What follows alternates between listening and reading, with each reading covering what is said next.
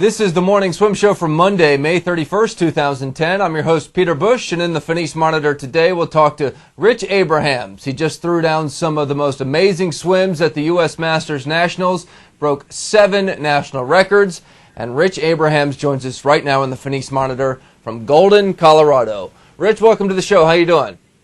I'm doing great. Thanks, Peter.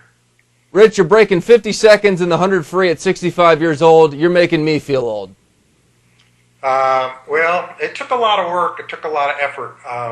That was a goal of mine for a couple of years, and I'm really, really fortunate that I was able to achieve it. Now, how often do you train? I would say 5 to 6 days a week, but it really varies. I would say it's now that I'm retired. I just retired about 8 weeks ago. It's a lot more consistent. And what did you do for a living?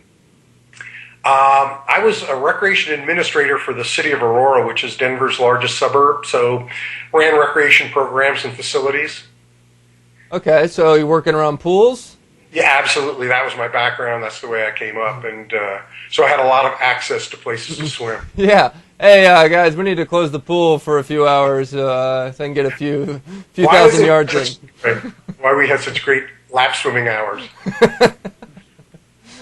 Well, Rich, it really was amazing to watch you. I mean, 7 records. Is the 100 the one you were most proud of, or was it a different one? No, it was the 100. I really started focusing on this on January 1, 2009. I listened to people that I really respect and how they went about training for something like this and try to incorporate it and had a plan and worked at it. You won our Performance of the Week award after you did that. I don't think we've ever given it to a master swimmer, so you are in rare air now. Well, I'm very proud of that. Thank you. Appreciate it. Do you train alone, or do you have a team that you train with? I don't train in a team setting, but I usually have, I'll either train alone or preferably with 1 to 3 training partners that are sort of the same mindset as I. What do you do for dry land in terms of yardage once you're in the pool?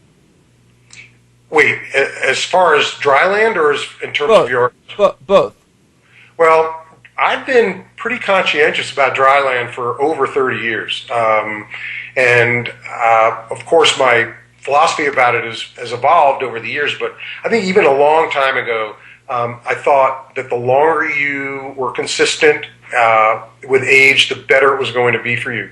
And I really concentrate on trying to be athletic in the dry land and do things that not necessarily mimic swimming, but just things that are good for your overall body as you age.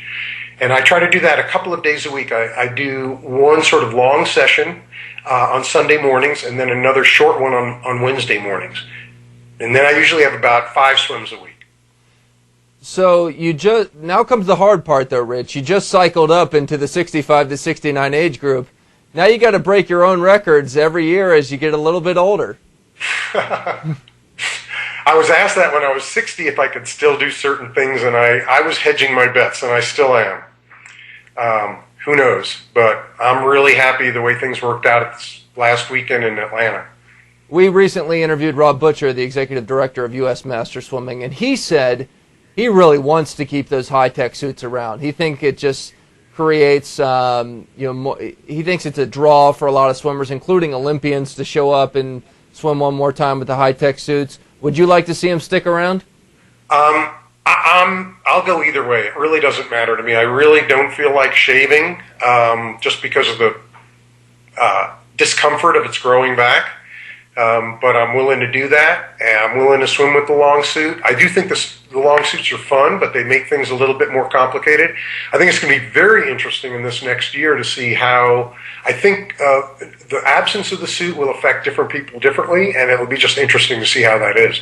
But I am prepared to go slower. I do think it will slow people down. All right. Well, Rich, we really appreciate your time. Congratulations on that amazing meet in Atlanta, and we're going to have to keep our eye on you for the future. Okay. Well, thank you very much. This was fun. All right, that's Rich Abraham joining us in the Finish Monitor, and that's it for the show today. Happy Memorial Day. I'm Peter Bush reminding you to keep your head down at the finish.